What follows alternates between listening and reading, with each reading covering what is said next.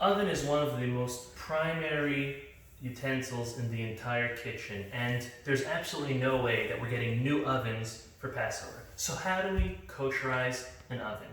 Again, like all utensils, you need to make sure you clean the outside well, rid of any crumbs or dough or flour, anything that there could possibly be chametz on the outside. But then it gets a little more complicated. In the inside of the oven, we have many different components. The first is it gotta be cleaned really, really well. That means go in there, wipe it down, get some soap and water, clean it and dry it well. When you do that, the racks should be removed so you could really, really clean properly. After you cleaned the oven really well, then you should wait 24 hours of not using the oven at all. The reason why this is done, as we've seen by many of the heat-related utensils, is after 24 hours have passed, any absorbings of food and taste in the utensil, whether it's the walls of the oven or any other utensil, are now considered to be dormant and not strong.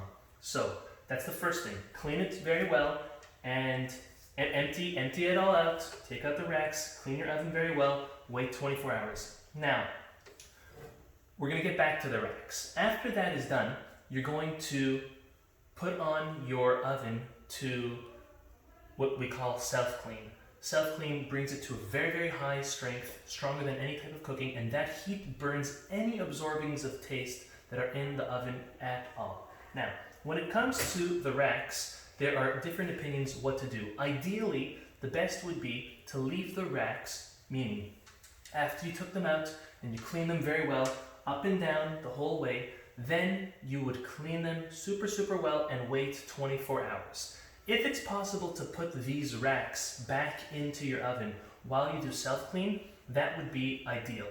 Now, it's important for you to note that you should either read your manual for your oven or contact the person you bought it from or the company that it's bought from to see if the racks will withstand the heat of the self-clean. Some do, some don't. The ones that don't, what happens is they get very scratchy and a lot of noise, not so smooth to pull them out anymore, which is something that many don't like. So you have to make sure that you would be able to have your racks run during the self-clean.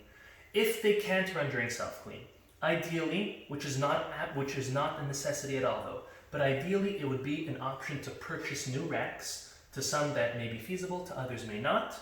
And if you do not want to purchase new racks, then what you should do is, after the cycle went through the self-clean and the oven is completely kosher, then you could turn back the oven on to its highest setting and while the racks are in, while the clean racks are in the oven.